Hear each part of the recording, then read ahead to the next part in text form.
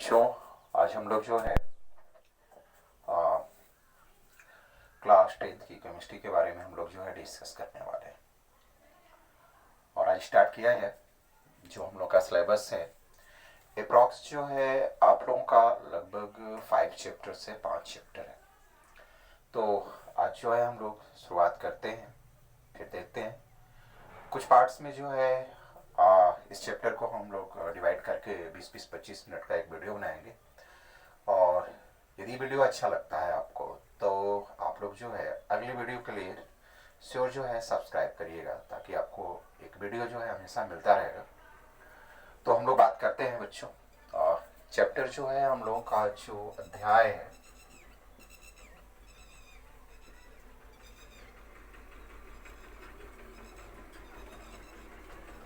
जो है हम लोगों का 1।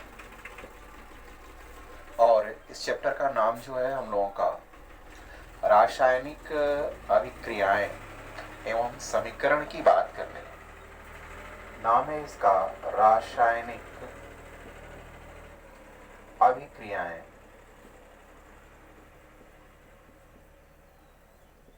एवं समीकरण।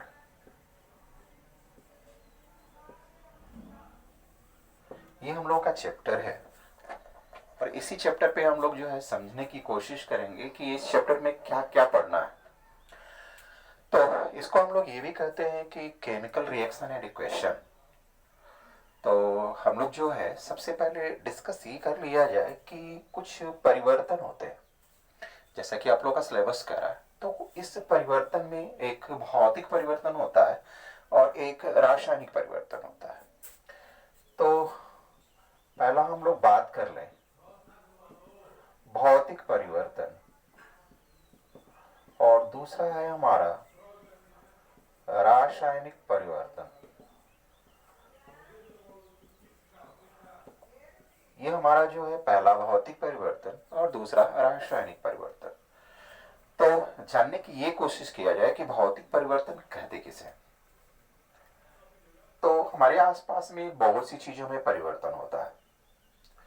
कुछ ऐसे परिवर्तन होते हैं जो परमानेंट हो जाते हैं, मतलब बिल्कुल हो गया तो हो गया। ऐसी रासायनिक अभिक्रिया जिसमें कोई नया पदार्थ बनता है और नया पदार्थ नहीं बनता है, इस पे डिपेंड करता है। तो इस भौतिक परिवर्तन में कोई नया पदार्थ नहीं बनता है, नया पदार्थ जो है नहीं बनता है। ध्यान से समझने की जरूरत है। ऐसा परिवर्तन जिसमें एक नया पदार्थ नहीं बनता है, या ऐसा परिवर्तन जिसमें कोई नया पदार्थ नहीं बनता है, ऐसे परिवर्तन को हम लोग भौतिक परिवर्तन कहते हैं। जैसे मान लिया जाए कि आपके पास ब्लेड है, जिसको पत्ती कहते हैं। आप उसे फोल्ड करते हैं, फिर छोड़ देते हैं, जैसा है वैसे ही हो जाता है।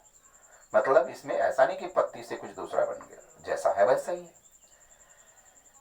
ऐसा भी देखें कि उसको फोल्ड करते हैं तो लोहे का बना हो या स्टील, स्टेनलेस स्टील का बना हो, या जिससे भी बना हो, जिस मेटल से बना हो, तो उसको फोल्ड करने के बाद ऐसा नहीं होता कि वो मेटल जो है दूसरे मेटल में कन्वर्ट हो जाए। ऐसा नहीं होता। मतलब जो उसका मूल गुण है उसमें कोई परिवर्तन नहीं होता। हाँ, उसकी भौतिक अवस्था में, मतलब जो एक शेप साइज में, जैसे मान लीजिए कि पहले सीधा था उसको टेढ़ा कर दिया गया, या जैसे मान लीजिए बल्ब है चल रहा है, फिर उसको हमने ऑफ किया, जैसा था वैसा ही, तो उसमें कोई परिवर्तन नहीं होगा। लेकिन कह रहा है ये रासायनिक परिवर्तन कि ऐसा परिवर्तन जिसमें कोई रासायनिक अभिक्रिया के तत्पश्चात उसमें एक नया पदार्थ बनता है। आप कहेंगे सर एक नया पदार्थ कैसे बन जाता है? तो क्या नया पदार्थ बनता है तो पहले वाले गुण के जैसा है? नहीं। जैसे मान लिया जाए कि आपके पास जो है ले लीजिए जाए दूध, और आप दूध के गुणों के बारे में जानते हैं, कैसा दूध लगता है आपको। लेकिन जब हम दूध को दही में कन्वर्ट कर देते हैं तो उसका स्वाद, उसका जो टेस्ट है, उसका जो प्रॉपर्टी है, जो गुण है, उसका भौतिक गुण है, चाहे जो भी गुण है, जो पहले वाला जो दूध का गुण था उसके गुण से थोड़ा भी नहीं मिलता, बिल्कुल अलग हो जाता। अब बात आती है कि क्या हम लोग दही से दूध बना सकते हैं? तो नहीं बना सकते। इसमें एक नया पदार्थ बन गया तो फिर जो है फिर वो वापस नहीं आ पाता, और ऐसे परिवर्तन को हम लोग रासायनिक परिवर्तन के नाम से जानते हैं बच्चों। इसके बाद हमारा जो आता है कि रासायनिक अभिक्रियाओं की बात आती है। अब इन रासायनिक अभिक्रियाओं में जो है बहुत सी रासायनिक अभिक्रियाएं होती है। तो सबसे पहले ये जानने की कोशिश किया जाए कि रासायनिक अभिक्रिया है क्या। तो हम लोग का हेडिंग जो है यहीं पे बन गया, रासायनिक अभिक्रिया। ये हमारा हेडिंग है, जानने की कोशिश किया जाए कि रासायनिक अभिक्रिया है क्या। तो रासायनिक अभिक्रिया का मतलब है कि एक पदार्थ दूसरे पदार्थ के साथ मिल गया। मिलने के बाद मतलब ये है कि रिएक्शन किया, रिएक्शन करने के बाद एक नया प्रोडक्ट बनता है। इसी को हम लोग रासायनिक अभिक्रिया कहते हैं। जैसे मान लिया जाए कि एक पदार्थ है हम लोगों का हाइड्रोजन, दूसरा पदार्थ है ऑक्सीजन, और तीसरा जो है इससे मिल करके बन गया हमारा H2O। देखने की कोशिश किया जाए, समझने की। हाइड्रोजन है, ऑक्सीजन है, दोनों को मिलाया गया, मिल करके बना H2O। अब बात आती है कि हमने एरो का इस्तेमाल किया, क्यों किया, इधर वाले को इस साइड में इस साइड में। तो इसके बारे में जानने की कोशिश किया जाए। यह जो हिस्सा है हमारा, यह जो है अभिकारक का, और इसे हम लोग उत्पाद कहते हैं। ये जो है हमारा लेफ्ट हैंड साइड में है, ये हमारा राइट हैंड साइड में है। समझने की कोशिश किया जाए, ये लेफ्ट हैंड साइड, ये right hand side. Left hand side, right hand side. Left hand side को अभिकारक, राइट हैंड साइड को उत्पाद कहते हैं। अब जो है अभिकारक किसे कहते हैं, ये एक प्रश्न बन रहा है। यह जो है एक रासायनिक अभिक्रिया है जिसको हम लोगों ने क्या किया, अपने एक सिंबल फॉर्म में, संकेत के फॉर्म में लिखा, जो एक समीकरण कहलाता है, जिसको रासायनिक समीकरण कहते हैं। और इस रासायनिक समीकरण में जो लेफ्ट हैंड साइड है वो अभिकारक है, जो राइट हैंड साइड में वो उत्पाद है। यानी कि अभिक्रिया में जो पदार्थ जो है रासायनिक अभिक्रिया करता है, अभिक्रिया में जो पदार्थ रासायनिक अभिक्रिया करता है उसे हम लोग अभिकारक कहते हैं। दूसरा, उस रासायनिक अभिक्रिया के फलस्वरूप एक जो रिजल्ट आता है उसको हम लोग उत्पाद कहते हैं। तो ये हमारी जो है अभिकारक और उत्पाद हुआ।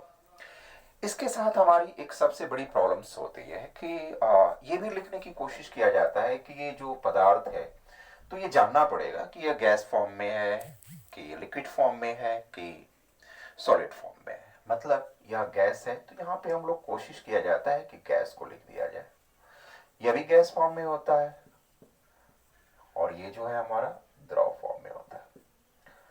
तो ये भी लिखना होता है उसके नीचे, ताकि ये पता चले कि जो हमारा पदार्थ है गैस है, ये भी गैस है, और ये हमारा द्रव पदार्थ है। अब ये कैसे पता चलेगा कि आपको ये द्रव में है कि गैस में है, ये आपको याद करना पड़ेगा। ये आपको थोड़े थोड़े धीरे धीरे समझना पड़ेगा कि ये कैसे है, क्या है, क्योंकि अचानक आने वाला नहीं है। फिर धीरे धीरे हम लोग बात करेंगे कि कैसे, कौन गैसियस स्टेट में होगा, कौन सॉलिड में होगा, उसके बारे में भी हम डिस्कस करेंगे। लेकिन फिलहाल में हमारी प्रॉब्लम्स है इस समीकरण की। एक समीकरण में एक प्रॉब्लम ये दिख रहा है कि हमने यहाँ पे 2 लिखा है, यहाँ पे 2 लिखा है। मतलब हमारी बात यहाँ तक जा रही है कि मतलब हम लोग इस समीकरण को बैलेंस करने वाले हैं। क्यों बैलेंस किया जाता है, तो यहाँ पे एक लॉ होता है, law of conservation of mass. का मतलब ये है कि द्रव्यानुपाती क्रिया का नियम कहते हैं इसे हम लोग, कि जो अभिकारक का जो द्रव्यमान है वही द्रव्यमान जो है उत्पाद का होना चाहिए। और यदि ऐसा बराबर होता है तो उसे हम लोग मान लेते हैं कि दोनों तरफ जो है बैलेंस है। और इस बैलेंस करने में समीकरण को हम लोग एटम को बैलेंस करते हैं। अब इसको जैसे मान लिया जाए मैंने यहां से 2 को हटा दिया और इसी समीकरण को हम लोग को बैलेंस करना है। जैसे मान लिया जाए कि यह हाइड्रोजन 2 है, यहाँ पे जो H दिख रहा है ये हाइड्रोजन का सिंबल है, और एटम जो है 2। थोड़ी सी प्रॉब्लम यहाँ भी है कि हम लोग इसको H नहीं लिख सकते, क्योंकि यह जो है नेटिव स्टेट में नहीं रहता, स्वतंत्र अवस्था में नहीं रहता, ये अपने आप से क्रिया कर जाता है, और इसीलिए हमें H2 लिखना पड़ता है। जैसे आप सोडियम है Na2 लिखते हैं, तो ऐसा लिख देते हैं तो मतलब ये गलत हो जाता है, आपको लिखना पड़ेगा Na, क्योंकि यह नेटिव स्टेट में हो सकता है, स्वतंत्र अवस्था में हो सकता है, लेकिन यह जो है Na2 फॉर्म में नहीं हो सकता। यदि लिख देते हैं तो वह गलत मान लिया जाता है, यह माना जाता है कि आपको केमिस्ट्री नहीं आती।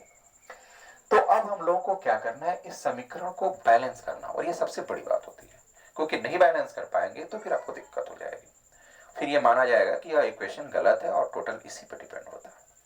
तो इसको बैलेंस करने के लिए सबसे बड़ी चीज है कि हम लोग यहां पर जो है कोई मल्टीप्लाई डिवाइड नहीं कर सकते, यहां पर भी नहीं कर सकते, यहां पे भी नहीं कर सकते, यहां पे नहीं कर सकते, और हम लोग को केवल मल्टीप्लाई और डिवाइड यानी कि गुणा और भाग ही करना है, दो चीजें। और जब भी करना है यहां पे करेंगे, यहां पे करेंगे, यहां पे करेंगे, या जब भी हम लोग को भाग देना होगा तो यहां पे करना होगा, यहां पे करना होगा, यहां पे करना होगा। अब उसके बाद हम लोग को एटम को बैलेंस करना होगा, और एटम बैलेंस होगा तो अपने आप जो मॉलिक्यूल्स वगैरह हैं, जो परमाणु और उसमें जो यौगिक हैं, वो सारी चीजें अपने आप बैलेंस हो जाती हैं।